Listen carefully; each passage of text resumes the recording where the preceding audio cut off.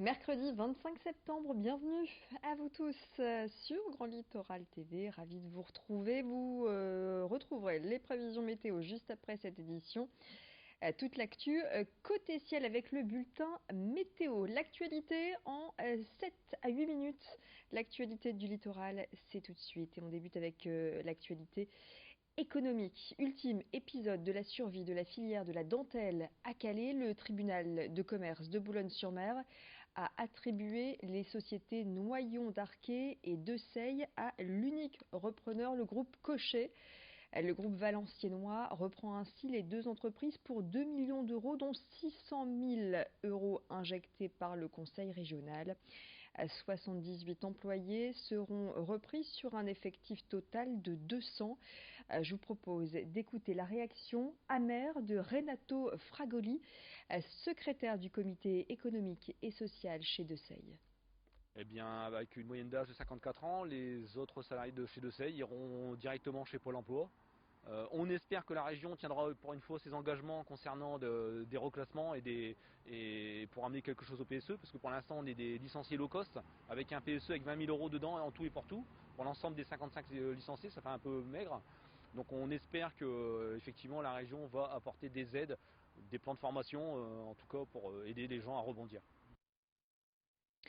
Direction Calais avec la deuxième tranche de travaux du front de mer qui a débuté au programme Skatepark, espace de jeu pour enfants. Événements à venir et aménagement de circulation pour donner plus de place aux piétons et aux cyclistes. Au total, ce sont 29 millions d'euros qui ont été investis dans ce front de mer à travers ces travaux et le Dragon qui devrait arriver à Calais d'ici le 1er novembre. Ce nouveau front de mer se veut moins minéral et plus horizontal que par le passé, avec un point important, laisser plus de place donc aux piétons et aux cyclistes et au Dragon également, qui déambulera le long de la digue Gaston Berthe. Les précisions recueillies par Corentin Escaillé. Oui, voilà, dans les contraintes qu'on avait, donc on a dans les contraintes, c'est assez rare dans un programme de lire, dans un cahier des charges de lire qu'il y a un dragon qui va sillonner dans le projet, mais c'était vraiment un des entrants du programme parce que ce dragon, il pèse son poids et qu'il faut dimensionner les structures en fonction. Et rapidement, on a fait le choix de ne pas faire circuler du tout le dragon sur la route pour ne pas pénaliser l'accès au site. Le dragon, il roule à faible allure, donc on lui construit sa voie dédiée. Il a sa voie à lui qui, par moment, est mutualisée avec une piste cyclable, avec aussi les espaces piétons. Et puis on lui borde son cheminement en dessinant des motifs sur le béton.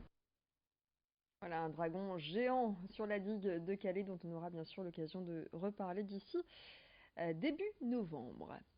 Le forum antique de Bavay dans l'Avesnois va faire l'objet d'une grande restauration, projet colossal sur le plan régional.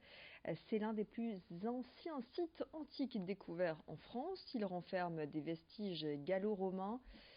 Les travaux devraient commencer en 2020 pour se terminer courant 2021 et ils permettront de protéger ces vestiges mais aussi de faciliter la réalisation de fouilles complémentaires. Coût de cette restauration près de 10 millions d'euros financés à la fois par la région, l'État et le département du Nord. Au micro de Jerry Jouot de Fer, c'est Jean-René Le Serre, le président du département du Nord, qui nous en dit plus sur ce chantier.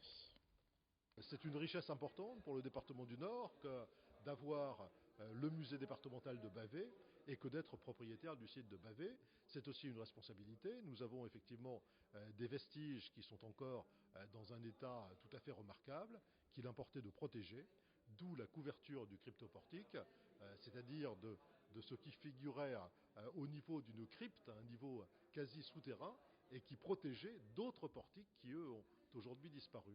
On sait très bien que Bavay renferme beaucoup plus de trésors encore qu'il n'en a jusqu'à présent livré, et puis nous permettra, vis-à-vis de nos populations, vis-à-vis également de nos voisins belges, de donner à ce site l'importance qu'il mérite et la fréquentation qu'il mérite. Au chapitre santé à présent, la semaine du cœur a démarré un peu partout dans notre région. L'événement doit permettre de mettre l'accent sur la prévention des maladies cardiovasculaires qui causent la mort de 400 personnes chaque jour en France.